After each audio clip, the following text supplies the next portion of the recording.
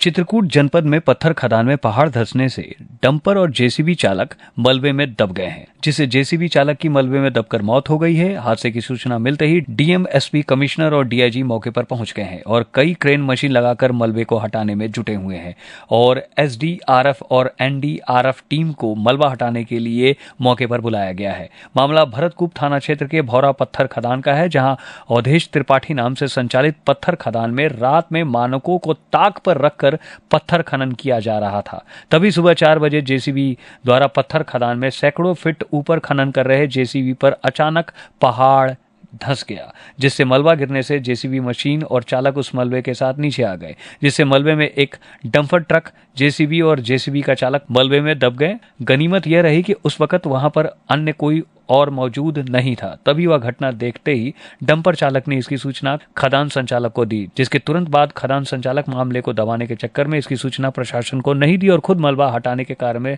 जुट गए। जब मलबे से उसके शव को नहीं निकाल पाए तो मौके से सभी लोग फरार हो गए। तभी इसकी भनक प्रशासन को लगी। डीएम और एसपी मौके पर पहुंचकर आनंद फानंद में कई ट्रेन और जेसीबी मशीन लगाकर मलबे को हटाने का काम शुरू कर दिया था। वहीं ग्रामीणों ने मलबे में कई लोगों के दबे होने की आशंका जाहिर की थी, जिसके बाद प्रशासन ने एनडीआरएफ और एसडीआरएफ टीम को मौके पर बुलाने के निर्देश दिए और राहत बचाव के लिए कई टीमों को लगा दिया और मौके पर जिले के कई एम्बुलेंस और कई थाने की फोर्स को मौके पर बुला लिया। वहीं इस घटना की सूचना मिलते ही कमिश्नर और डीआईजी भी घटनास्थल पर पहुंच गए, पूरे मामले की जानकारी ली और मानकों को ताक पर रखकर पट्टा संचालित होने पर खदान मालिक पर सख्त कार्रवाई करने के आदेश दिए। खनिज अधिकारी को कमिश्नर ने यह निर्देश दिया है। फिलहाल कई घंटों की कड़ी मशक्कत के बाद जेसीबी ऑपरेटर राकेश निषाद के शव को बरामद कर लिया गया। ये आपने देखा यहाँ पे जो खदान अलॉट की गई है अवधेश के नाम से, तो उसमें बताया गया कि सुबह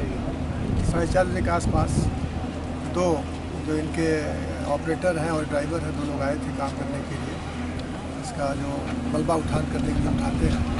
तो उसमें एक उमेश था, एक राकेश थे। उमेश पर्ची कटाने बाहर चले गए थे, राकेश अकेले थे। उसी बीच में ऊपर से मलबा गिरा है और उसके अंदर वो फंस गए, दब गए, भाग नहीं पाए हैं। तो वो मलबा निकाला जा रहा है और बल्कि पोकलैंड फंसा हुआ आप देख रहे होंगे। हमारे अधिकारी सुबह से लगे हुए हैं और मशीनें आ गई हैं, सब काम कर रही हैं। उसके अंदर मलबा के अंदर बॉडी है, इसलिए भी बॉडी मिल नहीं पा रही है, तो लगातार प्रयास कर रहे हैं। अभी हमारे डीआई साहब ने एसडीआरएफ से भी बात कर लिया, एसडीआरएफ की टीम भी आ रही है, डीएम साहब ने एनडीआरएफ को भी बात कर लिया है। तो हम लोग कोशिश कर रहे हैं कि जल्दी से जल्दी बॉडी मिल जाए, जिससे कि आगे की कार्रवाई की जाए। और ऐसे तरह के खतरनाक जो खदान में जो लापरवाही से खदान करते हैं, इसमें हम अलग से जांच करा रहे हैं, उसके बाद कठोर कार्रवाई की जाएगी। सर, प्रथम दृष्टया हादसे का कारण क्या पता चला? कारण आप देख रहे हैं कि मलबा जो गिरा है, अचानक से मलबा गिरा है, वो हादसे का कारण है। उसके नीचे जाके वो काम कर रहे थे, बल्कि ऊपर का मलबा अगर गिरने वाला हो, जांच करके हटाने के बाद काम करना चाहिए था। इस चीज़ का ध्यान नहीं दिया गया।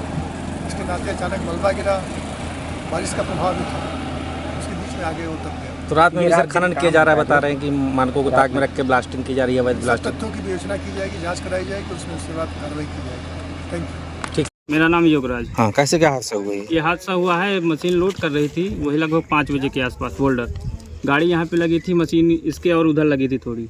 अचानक से पूरी खदान फंसकी है। मशीन वाला भागा है लेकिन भाग नहीं पाया, वही 2 लाठी के आसपास भागा होगा। इसके बाद पूरा बोल्डर उसके ऊपर आ गया। ऑपरेटर अभी नीचे दबा है, इसके मशीन के नीचे हो या फिर और उधर हो, लेकिन ऑपरेटर है अभी इसमें। तो एक ही लोग दबा, क्या और लोग भी दबे? नहीं, एक ही लोग हैं। तो आप कहाँ थे उस वक्त? हम ऊपर लगे थे, वहाँ पे हमारी मशीन वहाँ लगी थी। और घायल है कुछ लोग? नहीं, और कोई नहीं, सिर्फ वही बता। कितनी मशीन लगी थी यहाँ पे? यहाँ पे 2 मशीनें लगी थी, एक ऊपर लगी थी, बोल्डर नीचे से कर रही थी और ये नीचे से लोड कर रहा था। तो ये कुछ सुरक्षा उपकरण पहने थे, हेलमेट कुछ नहीं पहने थे? हाँ, हेलमेट नहीं पहने थे। ऐसे काम कर रहे थे आप लोग? ट्रक वगैरह में जो खून लगा है कैसे क्या? ये उसी का खून है, लेकिन लाश मिल नहीं रही है, कहाँ पर है खून? तो वो पहिया में लगा। वो तो जिस उसमें था ना ऑपरेटर में, ट्रक में खून कैसे आ गया? तो गिरा होगा नीचे या बोल्डर से किसी तरह से लाग गया होगा, इसका तो नहीं बता सकते हम। ऑपरेटर है नीचे, दबा है, ये कन्फर्म है, ये दावे के साथ कहते हैं।